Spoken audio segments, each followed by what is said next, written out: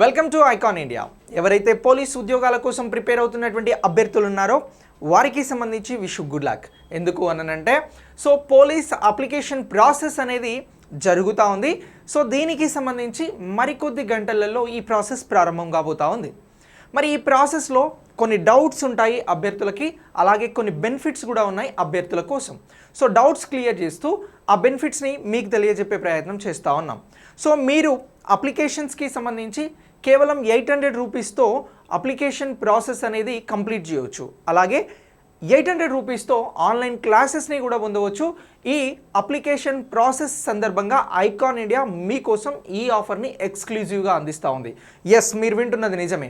ఏదైతే మీరు exam రాయబోతున్నటువంటి SI కానిస్టేబుల్కి సంబంధించినటువంటి full classes, updating content, digital క్లాసెస్తో కలిపి 6 months వ్యాలిడిటీతో కేవలం 800 రూపీస్తో మీరు కోర్స్ని సొంతం చేసుకోవచ్చు. దీనికోసం మీరు ఐకాన్ ఇండియా యాప్ని డౌన్లోడ్ చేసుకోండి. ఇక ఈ పోలీస్ జాబ్స్కి సంబంధించినటువంటి ప్రాసెస్ ఎలా ఉండబోతుంది, పోస్టులకి సంబంధించిన వివరాలు ఏంటి, మరి ఈ ప్రాసెస్ని ఎన్ని ఫేజులలో మనం కంప్లీట్ చేయాల్సి ఉంటుంది అనేది ఒక్కసారి ఇప్పుడు తెలుసుకుందాం. ఇక్కడ ఉన్నటువంటివి పోస్టుల వివరాలు.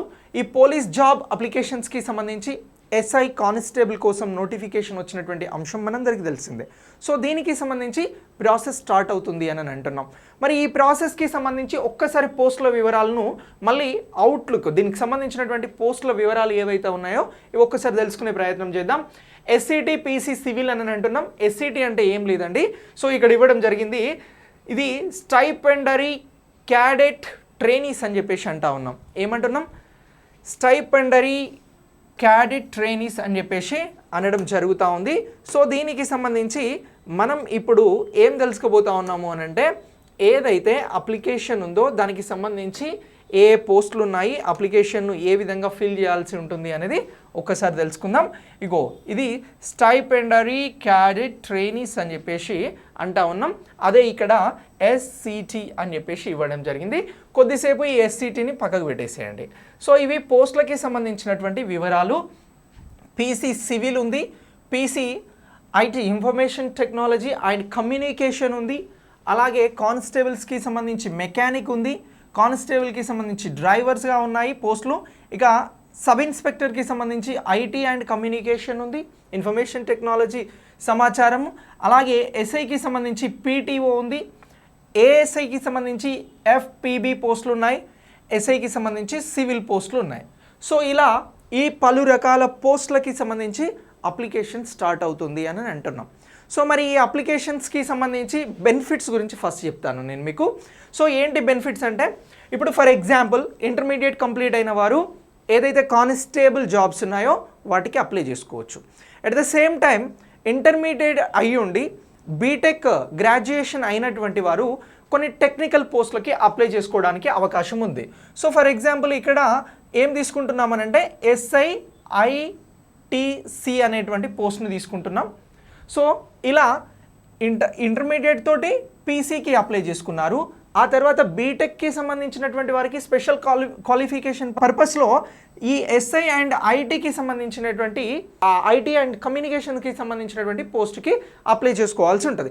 అప్పుడు ఏంటి, 2 దరఖాస్తులను చేసుకోవాల్సి ఉంటుంది. ఏమంటున్నాం? 2 దరఖాస్తులను చేసుకోవాల్సి ఉంటుంది. ఓకేనా? అంటే 2 ఫామ్స్ అనేవి ఫిల్ చేయాల్సి ఉంటుంది. అప్పుడు ఏమవుతుంది అని అంటే, ఒకటి కంటే ఎక్కువ దరఖాస్తులు చేసినటువంటి ప్రతి అదనపు పోస్టుకు 50 రూపాయలు అనేవి తగ్గించబడతాయి. ఎంత తగ్గిస్తారు? 800 రూపాయలు అనేది ఈ జనరల్ కానీ బీసీకి సంబంధించినటువంటి వారికి కానీ 800 రూపీస్ అనేది ఛార్జ్ చేయబోతా ఉన్నారు. ఇలా ఛార్జ్ చేసేటువంటి అప్లికేషన్ ఫీలో 1 కంటే 2 పోస్టులు ఎక్కువ పోస్టులు అప్లై చేసుకున్నప్పుడు వారికి ఉన్నటువంటి స్పెషల్ క్వాలిఫికేషన్ పర్పస్లో ఒక పోస్ట్ పైన 50 రూపీస్ అనేది తగ్గడం జరుగుతూ ఉంది అని అంటున్నాం. ఓకేనా? 50 రూపీస్ అనేది తగ్గుతుంది. ఇలా 2 లేదా అంతకు మించి కూడా అవకాశం ఉండే చేసుకుంటే వాళ్ళకి 50 రూపీస్ చొప్పున ఓబీసీ కానీ అంటే ఎవరైతే ఓసీ జనరల్ కేటగిరీ కానీ ఓబీసీకి సంబంధించినటువంటి వారు ఉన్నారో, బీసీలకు సంబంధించినటువంటి వారు ఉన్నారో వారికి సంబంధించి 50 రూపీస్ తగ్గుతుంది అని అంటున్నాం. ఇక ఎవరైతే ఎస్సీ ఎస్టీలకి సంబంధించినటువంటి వారు ఉన్నారో వారు అప్లై చేసుకునేటువంటి పోస్టులకి సేమ్ ఇలానే ఒకటి కంటే ఎక్కువ పోస్టులకి 2 లేదా ఇంకా అవకాశం ఉంటే ఎక్కువ అప్లై చేసుకునేటువంటి వాటికి సంబంధించి వారికి ఒక అప్లికేషన్ మీద 100 రూపీస్ తగ్గించడం జరుగుతూ ఉంటుంది. ఇది బెనిఫిట్, దీన్ని గుర్తుంచుకోవాలి. సో రేపటి నుంచి ఎవరైతే అప్లికేషన్ చేసుకోబోతూ ఉన్నారో వారికి సంబంధించి ఈ అప్లికేషన్లో మీరు ఒకటి కంటే ఎక్కువ పోస్టుల కోసం అప్లై చేసుకున్నట్లయితే మీరు ఇంటర్మీడియట్ తోటి కానిస్టేబుల్ దెన్ మీకు ఉన్నటువంటి గ్రాడ్యుయేషన్తో వేరే అడిషనల్ పోస్ట్కి అప్లై చేసుకున్నప్పుడు మీకు బెనిఫిట్ అనేది ఇలా రావడం జరుగుతూ ఉంది. ఇది మీకు వచ్చినటువంటి నోటిఫికేషన్ ఏదైతే జాబ్ నోటిఫికేషన్ ఉందో అందులో క్లియర్గా వివరించినటువంటి అంశం. దీన్ని మీరు ప్రత్యేకంగా గుర్తుంచుకోండి. క్లియర్? సో ఇలా ఎస్సీ ఎస్టీలకి సంబంధించి 100 రూపాయలు తగ్గిస్తున్నారు.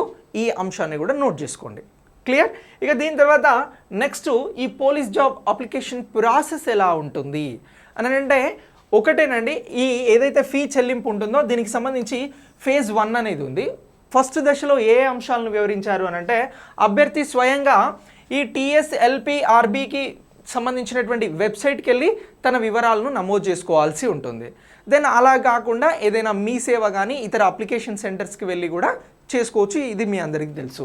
సో దీనికి సంబంధించి వెబ్సైట్ ఏమంటున్నాము అని అంటే www.tslprb.in అనేటువంటి వెబ్సైట్కి వెళ్ళి మనం ఎవరైతే క్యాండిడేట్స్ ఉన్నారో ఎవరైతే ఎలిజిబిలిటీ క్రైటీరియాను కలిగి ఉన్నారో వారి వివరాలను నమోదు చేసుకోవచ్చు. అది ఇండివిజువల్గా చేసుకోవచ్చు. దెన్ మీకు ఏమైనా డౌట్ ఉంటే డైరెక్ట్ సెంటర్కి వెళ్ళి చేసుకోవడానికి అవకాశం ఉంది. ఇక ఇందులో ఏదైతే యూజర్ ఐడి అనేది ఒకటి తీసుకోవడం జరుగుతూ ఉంది. సో మీకు ఒక యూజర్ ఐడి ఉంటుంది.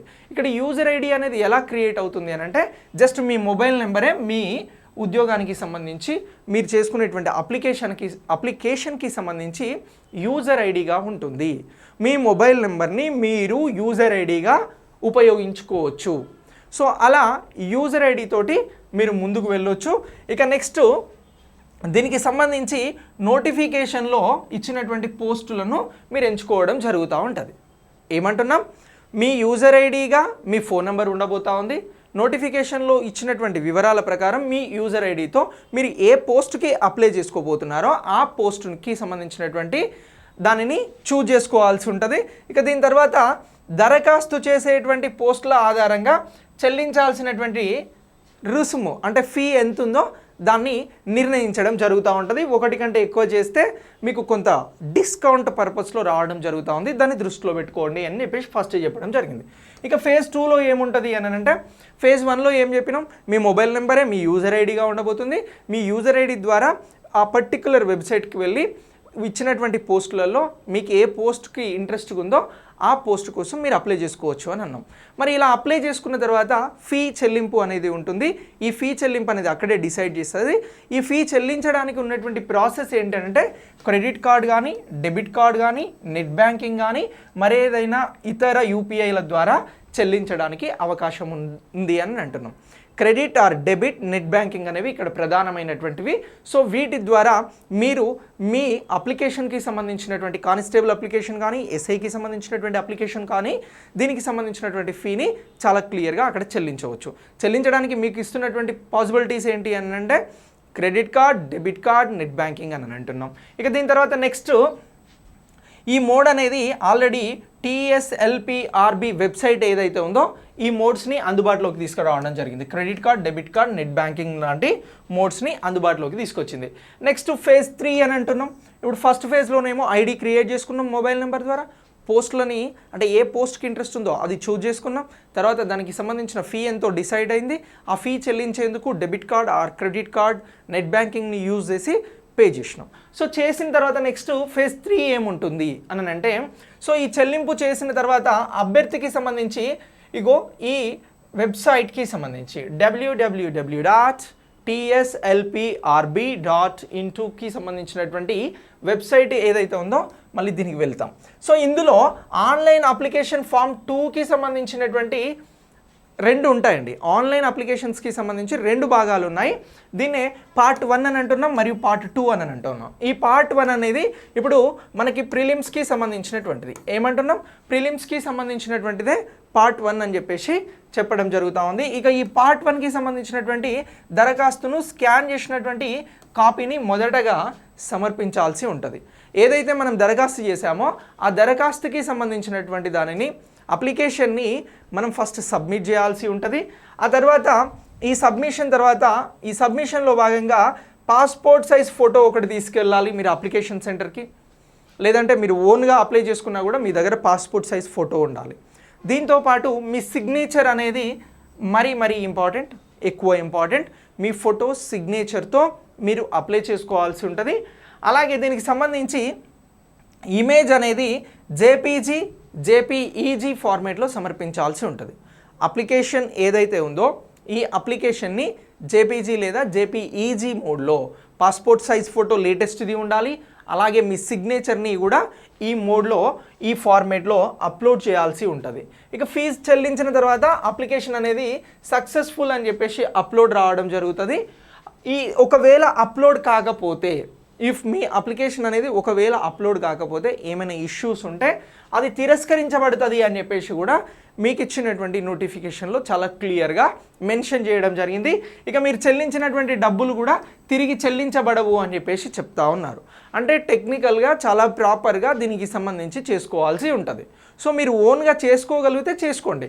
మీరు ఓన్గా చేసుకోలేరు అని అంటే ఖచ్చితంగా దగ్గరలో ఉన్నటువంటి ఎక్స్పర్ట్ నెట్ సెంటర్కి వెళ్ళి లేదంటే ఇతర సెంటర్స్కి వెళ్ళి దాంట్లో ఎక్స్పర్ట్స్ ద్వారా చేసుకునే ప్రయత్నం చేయండి. సో ఇక్కడ మొబైల్ నెంబర్ అనేది చాలా ఇంపార్టెంట్. దానికి ఓటీపీస్ లాంటివి వస్తాయి, యూజర్ ఐడి ఉంటుంది కాబట్టి. అలాగే మీ దగ్గర ఒక కార్డు ఉండాలి. లేదంటే నెట్ సెంటర్ వాళ్ళు అది ప్రొవైడ్ చేస్తారు మీరు డబ్బులు ఇస్తే. దీని తర్వాత ఏమంటున్నామనంటే పాస్పోర్ట్ సైజ్ ఫోటో, మీ సిగ్నేచర్ అనేవి కూడా వెరీ ఇంపార్టెంట్ అంటున్నాం. సో ఇలా అప్లికేషన్ ప్రాసెస్ చేయొచ్చు. ఇంకా అప్లికేషన్లో అడిగినటువంటి విషయాలకి సంబంధించి ఒక్కసారి అవుట్ లుక్ చూడండి. సో ఇది మొబైల్ ఫోన్ వినియోగదారునికి సంబంధించి ఐడి ఉంటుంది అని అంటున్నాం. దరఖాస్తు చేసుకోవాలనుకున్నటువంటి వారు పోస్టులను ఎన్నుకోవాలి. ఆ తర్వాత దానికి సంబంధించినటువంటి చెల్లించాల్సినటువంటి రుసుమును చూసుకోవాలి. ఈ అందుబాటులో ఉన్నటువంటి మోడ్లో ఈ పేమెంట్ చేయవచ్చు. వినియోగదారుని ఐడితో పాటు TSLPRB వెబ్సైట్కి సంబంధించినటువంటి అప్లికేషన్ని పార్ట్ 1ని పూర్తి చేయాల్సి ఉంటుంది. ఇక పాస్పోర్ట్ అలాగే సిగ్నేచర్ అనేవి స్కాన్ చేసి అప్లోడ్ చేయాల్సి ఉంటుంది. దరఖాస్తు ఫారం ఏదైతే పార్ట్ 1 ఉందో దాన్ని సమర్పించాలి అని అంటున్నాం. సో ఇలా ఈ ప్రాసెస్ అనేది కూడా మొత్తం ప్రింట్ తీసుకుంటే మీ దగ్గర ఒక కాపీ ఉంటుంది. సో సార్ మరి పార్ట్ 2 ఏంటి అని అంటే మీరు ప్రిలిమ్స్ క్వాలిఫై అయితే మళ్ళీ పార్ట్ 2 అనేది ఫిల్ చేయాల్సి ఉంటుంది. సో ఇలా ఎస్ఐ కానిస్టేబుల్ కోసం ప్రిపేర్ అయ్యేటువంటి అభ్యర్థులు మీ అప్లికేషన్ ఫామ్ని సక్సెస్ఫుల్గా ఫిల్ చేయండి. అక్కడ ఎంత అయితే 800 రూపీస్ పే చేస్తున్నారో అదే 800 రూపీస్తో ఐకాన్ ఇండియా మీకు ఆన్లైన్ క్లాసెస్ని అందిస్తూ ఉంది. Okay, thank you.